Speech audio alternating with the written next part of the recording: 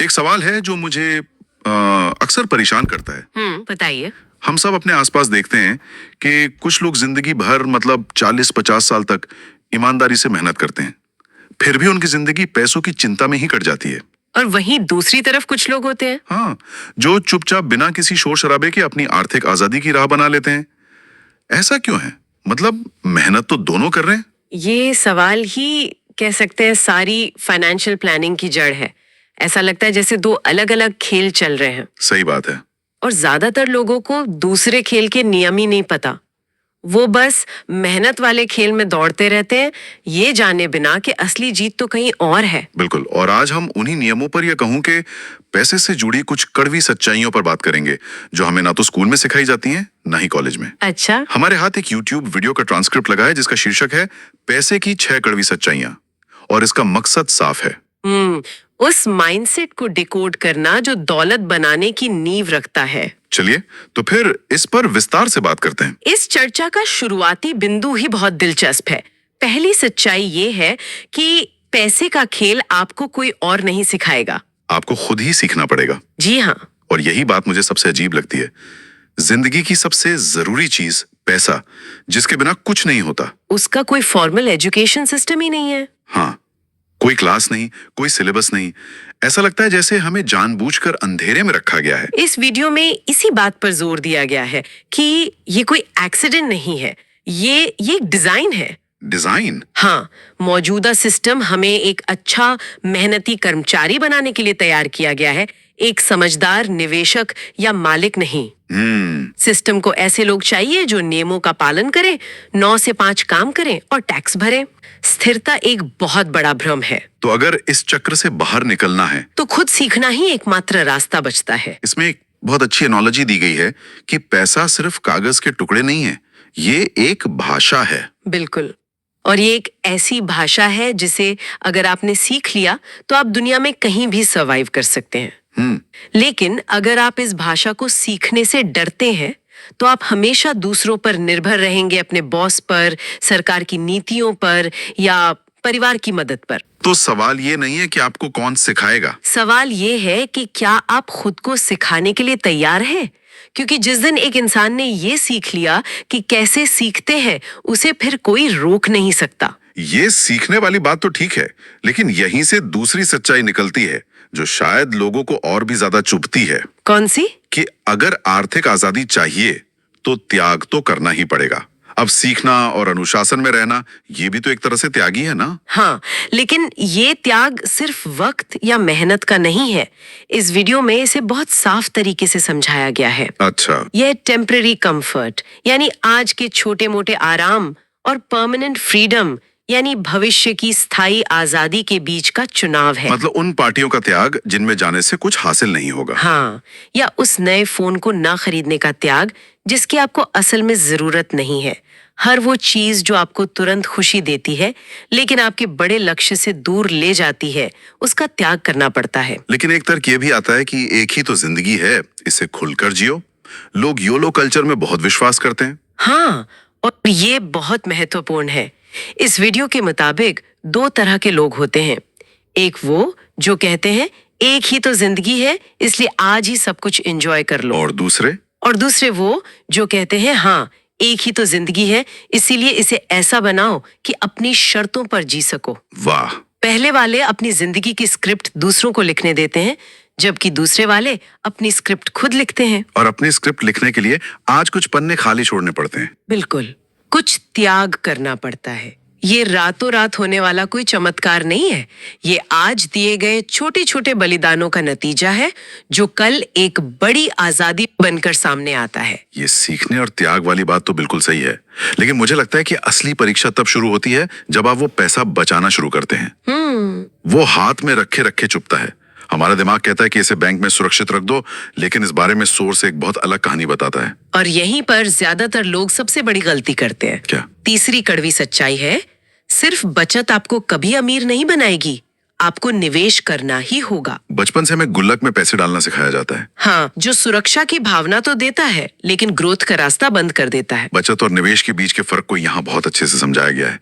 बचत सुरक्षा है, जैसे गाड़ी में रखा स्टेपनी टायर। हाँ बिल्कुल, जरूरी है, लेकिन वो आपको कहीं लेकर नहीं जाएगा। और निवेश ग्रोथ है, वो इंजन है जो आपको मंजिल तक पहुंचाता है। बिल्कुल। और इसके पीछे का गणित बहुत सरल लेकिन डरावना है। कैसे? अगर आपका पैसा बैंक में पड़ा है और आपको साल का 3-4% ब्याज मिल रहा है तो आप खुश हो सकते हैं, लेकिन उसी समय 6-7% की महंगाई एक अदृश्य चोर की तरह आपके पैसे की कीमत को चुपचाप खा रही है। तो आपका पैसा बढ़ नहीं रहा, वो असल में साइलेंटली गरीब हो रहा है। यहाँ पे कंपाउंडिंग की शक्ति का जिक्र आता है। उस कहानी के जरिए इसे समझाया गया है, जहाँ दो दोस्त हैं, दोनों हर महीने 10,000 रुपए बचाते हैं।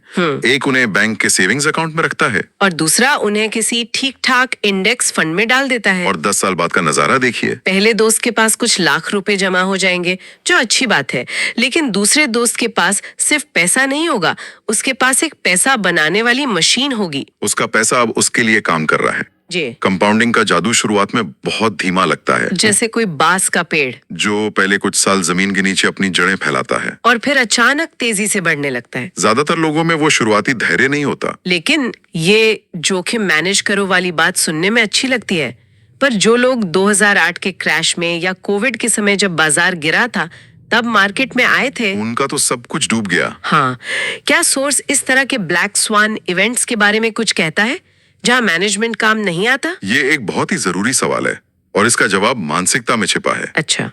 इस वीडियो में एक बेहतरीन मिसाल दी गई है। पैसा एक बीज की तरह है। अगर आप उसे सिर्फ तिजोरी में संभाल कर रखोगे तो वो सड़ जाएगा, खत्म हो जाएगा। लेकिन अगर आप उसे मिट्टी में बोने का जोखिम लोगे तो एक दिन वही बीज एक विशाल पेड़ बनेगा। सही है। हाँ, ये सच है कि कभी आंधी आएगी, कभी सूखा पड़ेगा, बाजार गिरेगा, लेकिन जो निवेशक लंबे समय के लिए सोचता है वो जानता है कि पेड़ की जड़ें मजबूत हैं और मौसम बदलने पर वो फिर से हरा भरा हो जाएगा। बिल्कुल। सफल निवेशक जोखिम से भागते नहीं, वे उसे समझते हैं और उसे अपने फायदे के लिए इस्तेमाल करते हैं।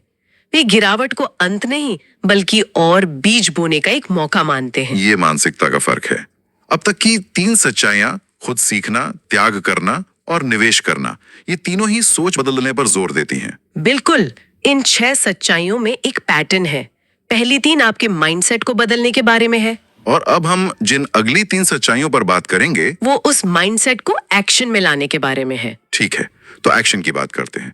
चौथी सच्चाई कई लोगों को चौंका सकती है। वो क्या है? आपकी आय आपकी डिग्री पर नहीं, आपके कौशल पर निर्भर करती है। इसका मतलब ये तो नहीं कि डिग्रियां बेकार हैं। नहीं, बिल्कुल नहीं। यहाँ की सबसे बड़ी इंसाइट ये है कि डिग्री आपको रेस में एंट्री दिलाती है, लेकिन स्किल आपको रेस जिताती है। ज्यादातर लोग एंट्री टिकट को ही फिनिश लाइन समझ लेते हैं और वहीं अटके रह जाते हैं। कंपनियां आपकी डिग्री की फोटोकॉपी को सैलरी नहीं देती, वे आपके काम से मिलने वाले नतीजों को सैलरी देती हैं। उन्हें इस बात से कोई फर्क नहीं पड़ता कि आपके पास किस कॉलेज का टैग है। उन्हें फर्क इस बात से पड़ता है कि क्या आप उनकी कोई समस्या सुलझा सकते हैं। इसको एक उदाहरण से समझते हैं। हाँ। मान लीजिए 2 लोग हैं, रमेश और सुरेश। हाँ। रमेश के पास एक टॉप IIT की डिग्री है, लेकिन उसे प्रैक्टिकल काम नहीं आता। ठीक है। और सुरेश के पास एक सामान्य कॉलेज की डिग्री है, हाँ। पर वो एक बेहतरीन कोडर है। बहुत अच्छा उदाहरण है। शुरुआत में रमेश को शायद बेहतर नौकरी मिल जाए क्योंकि उसकी डिग्री एक चमकदार दरवाजा खोलती है, लेकिन 1-2 साल के अंदर ही सुरेश अपनी स्किल के दम पर उससे कहीं आगे निकल जाएगा। क्यों? क्योंकि सुरेश वैल्यू बना रहा है, वो कंपनी के लिए पैसा कमा रहा है। बिल्कुल। जबकि रमेश अभी भी अपनी डिग्री के सहारे तैरने की कोशिश कर रहा है। आज के समय में आपकी स्किल जितनी रेयर और डिमांड में होगी, आपकी इनकम उतनी ही ज्यादा होगी। तो अगर आप सिर्फ डिग्री के भरोसे बैठे हैं तो आप हमेशा उन लोगों के लिए काम करेंगे जिन्होंने स्किल सीखी है। और ये बात सीधे अगली सच्चाई से जुड़ती है, जो शायद सबसे बड़ी गलती है जो लोग करते हैं। मान लीजिए सुरेश ने अपनी स्किल से बहुत पैसा कमाना शुरू कर दिया, पर सिर्फ ज्यादा कमाना ही काफी नहीं है। नहीं। सोर्स कहता है अमीर लोग ज्यादा खर्च करके अमीर नहीं बनते, बल्कि खर्चों को नियंत्रित करके अमीर बने रहते हैं। ये एक ऐसा सच है जिसे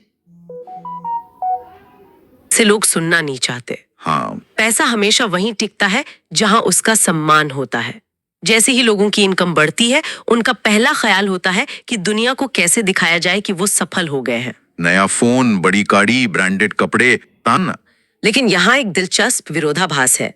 असली अमीर लोग अपनी दौलत का दिखावा करने में सबसे कम दिलचस्पी रखते हैं। वो चुपचाप अपनी संपत्ति बनाते हैं, उसे निवेश करते हैं। उनकी सफलता उनके कपड़ों में नहीं, उनके इन्वेस्टमेंट पोर्टफोलियो में दिखती है। ये दिलचस्प है। लेकिन क्या सोर्स इस बात पर भी रोशनी डालता है कि अमीर लोग सिर्फ खर्च कंट्रोल करते हैं या वे आय बढ़ाने के आक्रामक तरीके भी अपनाते हैं? क्योंकि सिर्फ बचत करने से तो कोई अरबपति नहीं बनता। ये बिल्कुल सही सवाल है। खर्च पर नियंत्रण रखना डिफेंसिव खेल है और आय बढ़ाना ऑफेंसिव खेल है। आपको दोनों खेलना पड़ता है। लेकिन इस वीडियो का सार यह है कि अगर आपका डिफेंस मजबूत नहीं है तो आप कितना भी कमा लें, वो सब बह जाएगा। सोर्स में एक बूढ़े व्यक्ति की कही बात का जिक्र है। कौन सी? अगर तुम 1 रुपए कमाते हो और 1 रुपया ही खर्च कर देते हो तो तुम हमेशा गुलाम रहोगे। आदि की पहली ईंट है। ज्यादातर लोग उस 10 पैसे की ताकत को नहीं समझते। जब मैं ये लाइफस्टाइल इन्फ्लेशन वाला हिस्सा पढ़ रहा था, तो मुझे अपनी पहली नौकरी की याद आ गई। सैलरी बढ़ते ही मेरा पहला ख्याल था कि अब एक बेहतर फोन लेना है। ये नहीं कि इस एक्स्ट्रा पैसे को इन्वेस्ट करना है। ये जाल बहुत असली है और हम सब इसमें फंसते हैं। ये एक मनोवैज्ञानिक जाल है, लेकिन जो इससे बाहर निकल जाता है वो खेल जीत जाता है। और यही हमें आखिरी और सबसे जरूरी सच्चाई पर लाता है कि अब तक हमने सीखा, खुद पढ़ो, निवेश करो, स्किल बनाओ और खर्च कंट्रोल करो। हाँ, लेकिन इन सबको एक साथ बांधने वाली चीज है कि अगर आप पैसे का प्रबंधन ठीक से नहीं करते हैं तो आप हमेशा संघर्ष करेंगे, चाहे आप कितना भी कमा लें। बिल्कुल। मैंने ऐसे बहुत से लोगों को देखा है जो लाखों में कमाते हैं, पर महीने के अंत में उनकी हालत वही होती है जो कम कमाने वाले की होती है। ऐसा क्यों होता है? क्योंकि पैसा कमाना एक स्किल है, लेकिन उसे मैनेज करना एक कला है, और ये कला ज्यादातर लोगों को नहीं आती। पैसा एक नदी की तरह है। अगर आप उसे सही दिशा नहीं देंगे तो वो बिखर जाएगा और तबाही मचाएगा। लेकिन अगर आप उसके लिए सही चैनल बना दें, कितना खर्च करना है, कितना बचाना है, कितना निवेश करना है, तो वही नदी आपके जिंदगी को हरा भरा कर देगी। मुझे वो विचार बहुत अच्छा लगा जिसमें कहा गया है कि अपने हर रुपए को एक सिपाही समझो। हाँ। और उस सिपाही को एक मिशन दो। उसे पता होना चाहिए कि उसे कहाँ जाना है और क्या काम करना है। कुछ सिपाहियों को रोजमर्रा के खर्चों के लिए भेजो, कुछ को इमरजेंसी के लिए तैनात रखो, और एक बड़ी टुकड़ी को भविष्य की दौलत बनाने के लिए जंग पर भेजो। पैसे को अपना कर्मचारी बनाओ, न कि अपना बॉस। बिल्कुल। और ये कोई रॉकेट साइंस नहीं है, ये एक आदत है। ये हर दिन लिए गए छोटे छोटे अनुशासित फैसलों से बनती है। आपको बस ये पता होना चाहिए कि आपका पैसा कहाँ जा रहा है। सही बात है। पैसा कमाना शायद आसान हो सकता है, लेकिन उसे संभालना ही असली खेल है। जिसने अपने पैसों पर कंट्रोल पा लिया, उसने असल में अपनी जिंदगी पर कंट्रोल पा लिया। और वो फिर डर में नहीं बल्कि आत्मविश्वास में जीता है। तो आज की इस पूरी चर्चा को अगर मैं समेटूं तो 6 कड़वी सच्चाइयां सामने आती हैं। पहली, कोई आपको नहीं सिखाएगा, आपको खुद सीखना होगा। दूसरी, बचत आपको सुरक्षित रखेगी, लेकिन अमीर सिर्फ निवेश बनाएगा। सही। तीसरी, आपकी कीमत आपकी डिग्री से नहीं, आपकी स्किल से तय होती है। चौथी, आज का त्यागी कल की आजादी की कीमत है। पांचवी, दौलत कमाने से ज्यादा जरूरी है उसे बचाकर रखना और खर्चों को नियंत्रित करना। और आखिरी और सबसे महत्वपूर्ण, पैसे का मैनेजमेंट ही वो कला है जो तय करती है कि आप आर्थिक रूप से सफल होंगे या नहीं, चाहे आपकी कमाई कितनी भी क्यों ना हो। बिल्कुल। और इन सभी सच्चाइयों के केंद्र में सिर्फ एक चीज है, आपका माइंडसेट। हाँ, ये सिर्फ गणित का खेल नहीं है, ये मनोविज्ञान का खेल है। बिल्कुल। इस वीडियो का अंतिम निष्कर्ष भी यही है। अमीर वो नहीं है जिसके बैंक अकाउंट में ज्यादा जीरो हैं। अमीर वो है जिसके पास सही सोच है। हाँ, असली सफलता तब है जब आपका पैसा आपके लिए काम कर रहा हो, न कि आप अपनी पूरी जिंदगी पैसे के लिए काम करते रहें। कंट्रोल, धैर्य और अनुशासन, ये 3 चीजें किसी भी बैंक बैलेंस से ज्यादा कीमती हैं। ये एक शक्तिशाली विचार है जिस पर सोचने की जरूरत है। और सुनने वालों के लिए एक विचार छोड़कर जाते हैं। जरूर। इस वीडियो में कहा गया है कि पैसा एक भाषा है। अगर किसी की मौजूदा वित्तीय स्थिति उस भाषा में लिखा एक वाक्य हो, तो वो वाक्य क्या कह रहा है? क्या वो कह रहा है मैं संघर्ष कर रहा हूँ, या मैं नियंत्रण में हूँ, या मैं बढ़ रहा हूँ? और अगर वो अपनी कहानी बदलना चाहते हैं, तो उस नई कहानी को लिखने के लिए उन्हें सबसे पहला कौन सा नया शब्द सीखना होगा? निवेश, अनुशासन, या शायद सबसे पहला शब्द है सीखना।